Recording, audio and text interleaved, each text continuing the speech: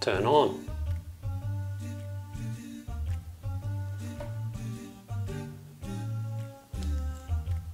Won't turn on.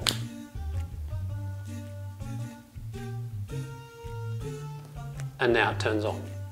Okay, that is not good. Won't respond. Not responding to the touch. GoPro turn off. GoPro turn off.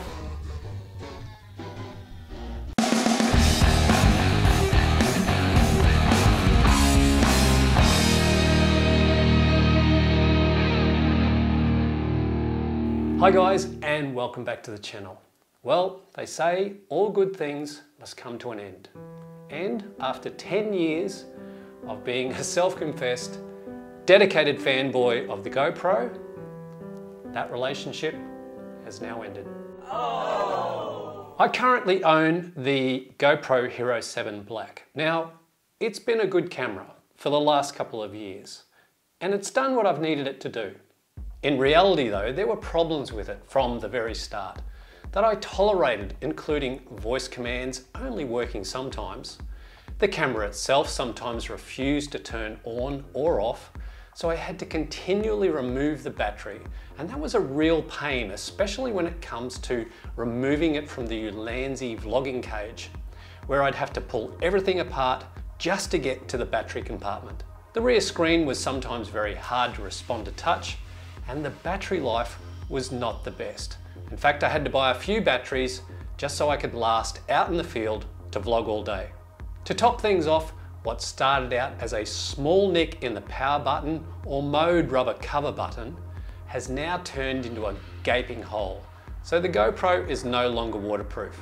Now apparently this button cover problem was common to this particular model, as I discovered after a bit of a Google and YouTube search. This GoPro has never been underwater. It's been in a little bit of light rain, but that's about it. However, recently I was filming a vlog for the supermoon eclipse. I was out in cold weather and the air from the sea was really moist. In fact, you can hear me comment about the moist air on the lens. So my apologies guys, if you can see a bit of a mist over top of the GoPro lens, that is the sea air. Yeah, that wasn't really moisture on the lens, more like moisture inside the lens. After this night, I then did some videos for a Tamron lens review, and check out this footage. I mean, you wouldn't want to be doing this all day. Obviously you want to basically use something like a monopod or a tripod or a gimbal. When the GoPro 8 came out, I didn't really see any need to update from the 7. Even though the 8 had a few new added features. The Hero 8 had a fixed lens. Now, if you were to scratch that lens or damage it in some way, you can't repair it. You've basically got to go and get a new GoPro. When the Hero 9 came out, they reverted back to the lens filter cover. And that was good news for a lot of people. And it had a new front-facing screen, similar to the DJI Osmo Action. However, it's no secret there have been quite a number of technical issues with this model, where they've attempted to fix with continual firmware updates.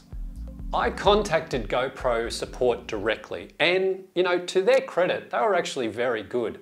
They contacted me within a minute of me sending them a message online. The only service they could really offer me is either a troubleshooting service over the phone, or they'd be looking into doing a replacement. They only do sort of like replacements for those cameras that are in warranty. So I said, well, is there somewhere I can take it to go and get fixed? Is there a repair center? And I was informed that officially there are no GoPro repair centers in Australia, let alone worldwide. So here's the issue I was facing. I wanted to update or replace my Hero 7, but I just can't go down that GoPro road again, where I'm going to be having the possibility of issues with the new models. Now at the moment, the Hero 9 retails here in Australia for approximately $579.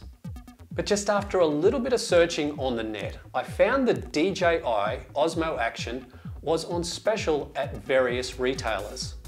That's probably a good indicator that the DJI Osmo Action 2 camera is on its way, because retailers are scrambling to get rid of old stock. Now this is a good point. This is where you need to pounce quickly so you can grab a bargain, and it really does pertain to any new camera. Full retail on the DJI Osmo Action was 499 Australian dollars, as you can see on the packaging I'm showing you now. And the batteries retail were $29, again as you can see here. I was able to get this DJI Osmo Action camera plus 2 batteries for $299 total. And here's the receipt to prove it. Now this Osmo Action may not have all the features the latest Hero 9 has. But the main thing is, since I've been using it, it's been reliable. The camera turns on and off very easily, as it's supposed to. The touchscreen responds to touch. The audio commands respond immediately. Start recording. So now I'm just talking to the Osmo, no problem at all. I just rave on with what I normally rave on about, talking about cameras or landscape photography or nature, and stop recording. And then if I just want to quickly check out the footage from behind the camera, screen switch, and you'll notice that now it's on the back of the camera. The user interface is far more friendly, and the footage has been great. When I had my GoPro Hero 7, I used it mainly for vlogging. I did the odd bit of slow-mo B-roll and the odd time-lapse or two. The Osmo Action can give me all that and more, no problems. Plus, I also now have a front-facing screen. So for almost half the price of the new GoPro Hero 9, I've now got myself a camera that can do everything I need it to do. I've teamed it together with the Sonova audio adapter that plugs into the USB-C port. And I also purchased the PGY-Tech camera cage, which comes with 2 cold shoe mounts where I can put both my audio and lighting gear.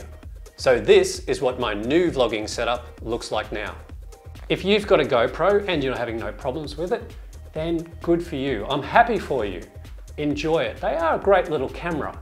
However, I decided not to take that chance of having issues again and have now invested in the DJI Osmo Action.